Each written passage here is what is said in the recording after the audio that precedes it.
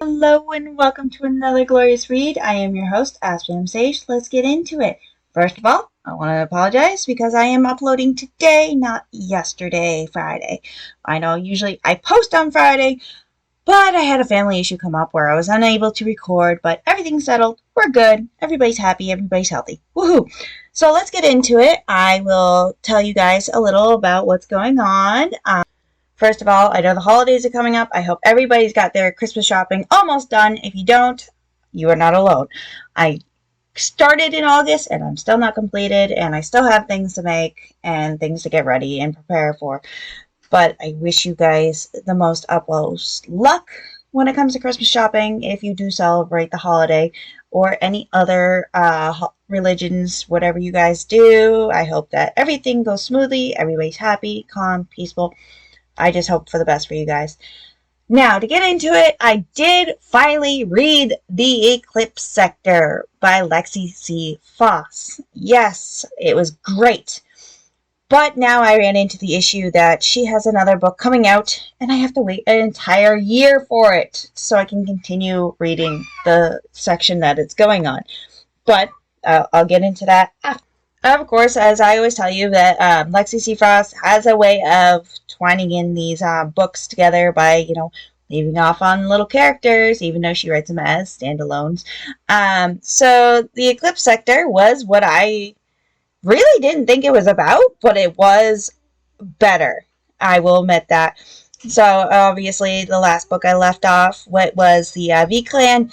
So this involves Killian, who was our main male character, who is the alpha in this book, and Ivana, who is the omega, who's been trying to get him for 6 long years.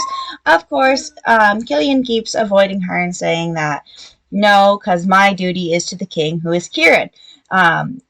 If you go back to a few of my other episodes, I went over it with the V Clan sector and the Night sector, or the Blood sector. So Kieran being the king, along with Gwen, and then you had our other previous book with Lorcan and his mate Kara. So, like I said, this involves Killian and or Vanna, as he calls her shortly in the book. She is such a hot-headed omega. Like, not really a hot-headed, but she is definitely very more, she's more driven. She understands him, even though he keeps turning her away.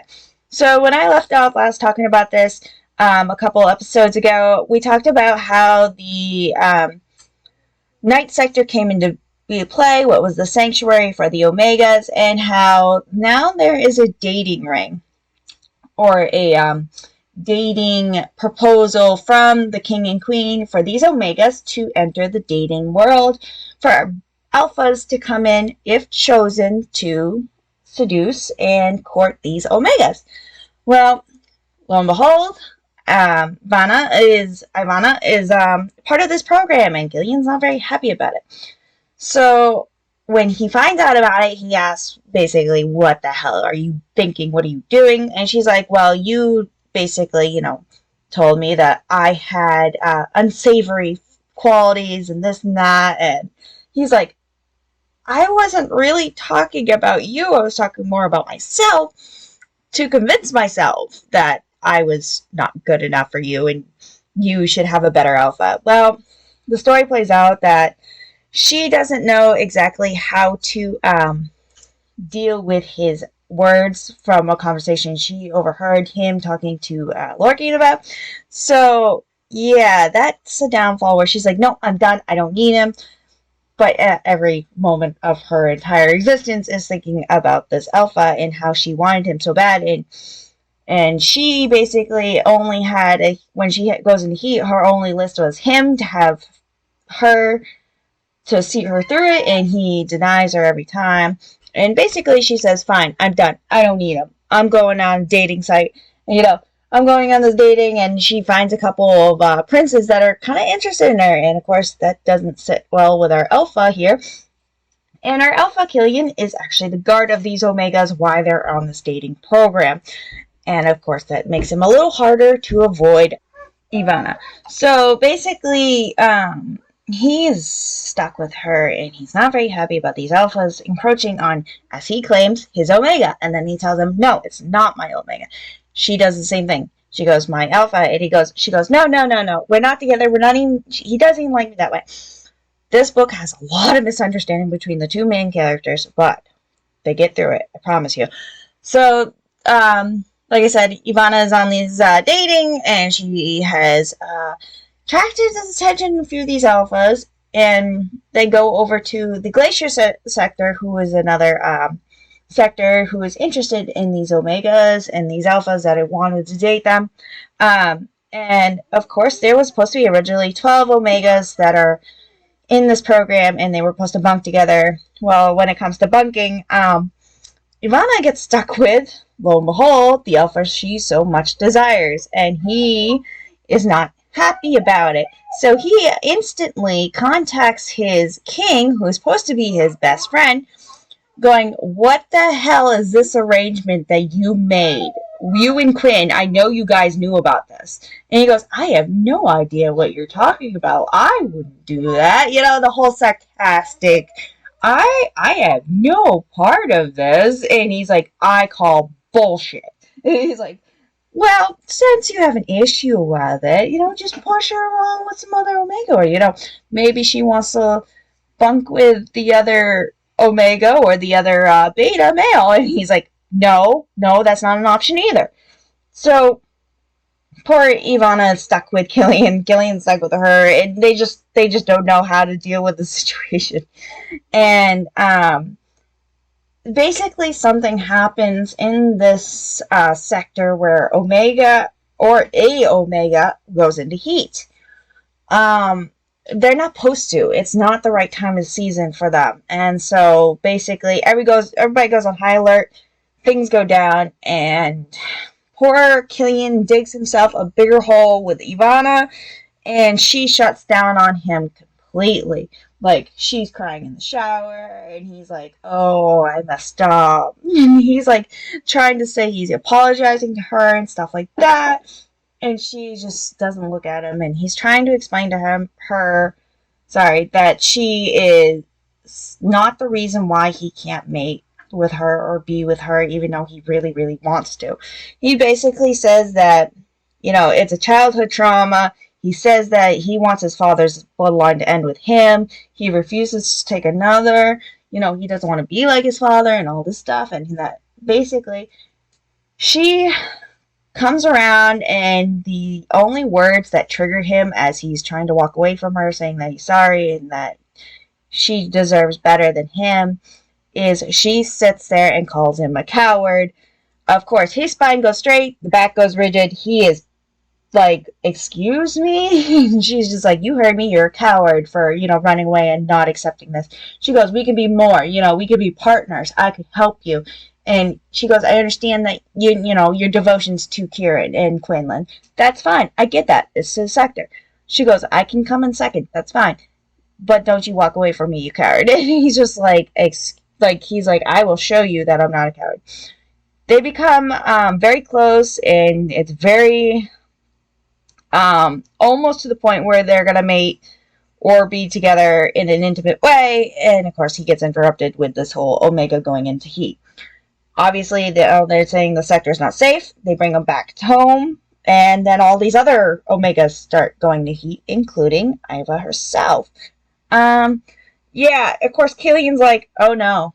He goes, this time I'm not running. I'm not, And of course, Kieran's like, I'm trying to get a hold of you. And he goes, well, right now I have to deal with, her because she's in heat. And he's like, oh, it's about time you get your head out of your ass and do something right. And he's like, go screw yourself. I love the dynamic of friendship here, because everybody has that friendship where they have that one friend that they're like, you know what? F you. And they're like, yeah, I love you too. It's that kind of friendship between the three of these alpha males. And of course, as the book goes on, they do connect. They finally get what they both desire. And there's a part where something happens to Ivana that her mind makes a trick to believe her, even though that her and Killian just finished together, that he's not there and she's in heat and she needs her adult toy to help her relieve the stress of it, like she's done multiple times before. And of course, Killian doesn't understand what's going on. He goes, no, no, no, I'm here, that kind of thing. And she's just like, no, he's never covered, blah, blah. And then finally, his mental capacity or his mind link was able to get to her and says, I am here. I'm touching you right now. I'm holding you.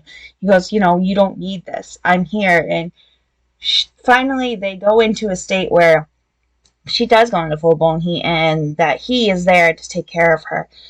And it was a weird cycle, I guess, with these werewolves because obviously it's supposed to last these months, and of course it didn't. It only lasted I think it was 9 days in the book. And then they find out that another Omega, or this close Omega, who's kind of like an oracle, is missing, and they don't know where to find her. And of course, now that Ivana's coming out of her heat, she's like, no, we gotta find her. We gotta find Ashlyn. And she's like, maybe it's in her journals. Her journals are underneath her desk or under her nest, and they finally found them, and they're trying to spread it out of where to, find the answers of where she went. Maybe she forsold something. So, that prince that liked Ivana is coming around. There's another guy and a guy named Gray who's supposed to be a mix between two different clans. And as they're reading through the journals, Ivana comes across a passage that is made for her. And she knows it's hers because when Ashlyn writes, she always says, Dear Oracle. This one says, Dear Oracle to the stars. And when Ivana writes in her journal, she says, to the stars, or Dear Stars. So she knows she's talking to her. And as she's reading it, it's almost like a conversation that Ivana's there. And so is Ashlyn. And they're kind of having a conversation between each other. And, of course, it's kind of tripping her out a little bit because, events happen in the room as she's reading this. And she's like, oh, she foresaw this conversation already happening. Well, as they're going on and they're trying to investigate where the Oracle went, they're like, well, something else is happening. Because one of the guys went to go attack Ivana, and of course Killian loses his shit, and he's like, no, this is my mate, blah, blah, blah. He mates her, or bites her, in a claiming mate form, in front of Kieran, Morgan, Quinlan, all the princes and stuff, and he's like, nope, she's mine. And of course, this prince who had her is like, you made your point, okay? Yes, we understand she's yours. And he's like, no, she's mine. You don't understand. So it's a funny little tale about that one. But as they're going, they're finding out that there is actually an Omega causing the problems. And it's funny because Omegas aren't usually the bad guys. So this is a nice twist, and I love it. But I'm not telling you who the Omega is. But they go to the Eclipse sector, or the old Eclipse sector, that used to be run by Killian's father, who Kieran ended up killing off. So as they're there, they're like, okay, there's no infected, which is basically the zombies. And there's no other scent of this Omega that's missing. And then they realize, as they're standing there, there's something wrong. And of course, Ivana's staying with Kieran and Quinlan, and they're like, something's wrong. This doesn't sound right. This doesn't smell right. Stuff doesn't sound right. Then they realize that it was the same tactic they used on Killian's father to get him to come out. Lo and behold, the blood sector is attacked. Kieran's off fighting by himself. Quinlan and Ivana are hiding away. Lorcan and them are to take care of the blood sector to make sure that, or the night sector to make sure that they don't fall because the sanctuary is precious. So it's basically the story where it's definitely a fight between the two main characters because they both have feelings for each other, but one's trying to pursue it, one's not. And then it's a whole other meaning to when they realize, or Kieran realizes, that Ivana's right. She is more of a partner because she is more able to connect to Omegas and help with situations, and they both find out that she's got a gift that helps in the situation with talking and reading and these blocks and stuff like that in the mind. So they eventually, I'm glad they finally came together about mid-book. That made me so happy because I'm like, finally, you understand that you're both being jackasses. And so it's lovely that they did come together. I will not spoil the end of the book for you. I will leave it there. But like I said, there's another book coming out in November of 25. So I have to wait patiently because, can't rush authors. I don't like to be rushed, so I'm not going to rush it. Obviously, Lexi C. Foss, but I can't wait for it to come out. It's called The Contact Center. So we'll find out how that one goes. I do know that it involves the character Gray and the character Ashley. So that's exciting for me. I can't wait to see or read that and see how that story goes. All in all, I do give this book a 4 or a 4.5. Again, when you're doing the rating, it doesn't let you do it on the Kindle or, online as you would like to read it. It is a beautifully done book. It is not what I expected, like I said, but it did turn out better than I thought it did. The spice scene, I'd still give it a 4. I mean, it could be more, could be less, but it's right. It's right for the book. So, like I said, you guys need to check out Lexi C. Foss's books because they do lead into each other, and it's really nice how it's done. And passionate. I would have a second book for you, but again, with this whole family situation going on, that I had the beginning of the week, it lasted a while. I ended up starting another book late. This book is actually not a shifter book. It is a age cap bodyguard Irish mafia romance, the Savage King series. It's book 1. It's called The Ruthless Savage. I just started it so far. I'm hoping this kind of goes more towards a dark romance, but right now it seems like it's just a normal romance where he's kind of like, I can't touch her because she's so pure, but she's just like, but I love him. I thought maybe there was a 10-year difference, but apparently it's a lot more than that, considering she's 18, he's 35. So I'm just going to overlook that a little bit. I'm like, okay, he's 28. We'll go with 28. So it's kind of funny how that works. So this book is actually written by Leanne Harris, or Leland, sorry. So it's starting out all right. Right now it's her basically trying to seduce him, get him to fall for her. And he's like, yeah, I already know your tricks. It's not going to work. The book basically starts with him in jail. So I haven't got too far into this book. I'm only about like 13% in. It's so far so good. I'm hoping that it's gonna definitely fill out the spice level. I'm really hoping for a 5 level on the spice. So far, just what I read in 13, I'm giving it a 4 because it's a little bit more back and forth, and I have a trouble with books that do that a little bit. Like, in my books, I don't mind the memory coming up, I don't mind my characters reliving a memory of what happened to them, or what happened to, in a situation, or it's the same feeling as when I did this. I don't mind that. It's when I'm missing a whole chunk of the book that they go back and they're like, actually, this happened. And it's like, no, now you're just screwing with my perceptive of what happened. But for this one, I will overlook it, and we'll see how it goes, because I'm thinking the story is going to flow a lot better once I get into more of it. Like I said, I'm only a little bit in, and of course, I don't want to ruin it yet. I don't want to be like, oh, this is going to happen. Ooh, my mind gets very creative on details of things that could happen, what should happen, and yeah, it's horrible. Because I do that a lot with my books, because I'm one of those authors that will completely write out the book, what I can and think of, and then later on I have these little nitpicks of scenes, and I'm like, I need to add that, I need to add that, I need to add that, or I need to change this, because this happened instead. I am one of those horrible people that will write it out and then go back and add and change chapters and rearrange about 1,500 times and then realize I got a lot of editing to do. But like I said, I do hope to get like my other books done.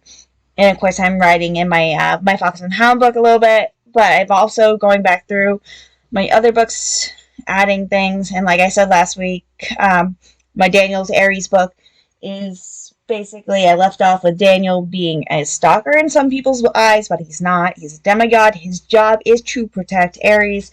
And of course, Aries doesn't even know he exists. So all she knows him as to be a guardian angel. All she knows is something dangerous is watching her. And she eventually does get to meet him, especially more so when she finds out that her power is growing and these demons are coming out.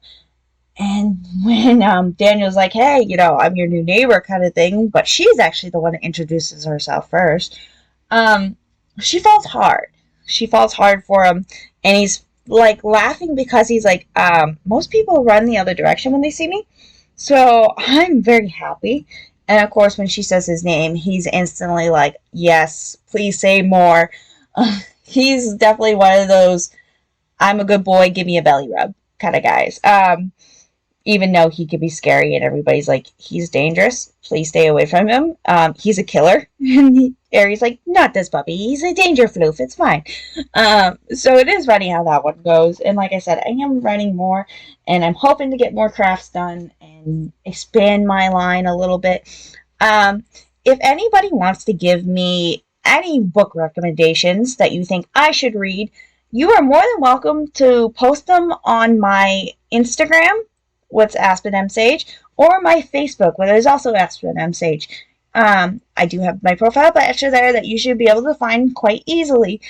You are more than welcome to message me and say, hey, I listened to your podcast. I want to recommend this book to you. I think this is up your alley, and I would like to know what you think of it. I am more welcome than do that. I am somewhat pleasant to respond quickly. Sometimes I do get distracted. Sometimes I go completely squirrel and off the rails, but everybody has their quirks. So if you guys are interested in do that, you're more welcome to post said things to my Instagram or Facebook. I'm hoping soon to have a website up so that you guys can also message me through the website. And like I said, I'm going to be busy hopefully through this holidays and keep up with the reading and the podcast and my shop, and of course taking care of everything at home and writing. I do take my special time in the morning to type as much as I can before my feral child wakes up, or before I send my husband off to work and he gets what he's got to get done, and make sure my coffee is ingested because I need coffee. Coffee is my starter. But I hope everybody has a fantastic day. Again, I am sorry for posting this now instead of yesterday. I do hope that does not interfere with anybody that does listen. But regardless, have a fantastic day. Stop and smell the roses. You know what? Why don't you go buy yourself something nice, or flowers, put them on your table, or give yourself a treat. Maybe go buy a new book, because you know what? You deserve it. Maybe go buy a snuggly blanket to go with it. You know what? Go get the whole set. Book, blanket, and a new coffee cup. Go do something. All right, thank you for listening, everybody, and I hope you have a fantastic day, and thank you so much for your support, and I hope everybody still is out there kicking butt. And remember, don't let anybody hold you down. If somebody gives you anger, just say return to sender. Thank you, and have a fantastic day. Bye-bye.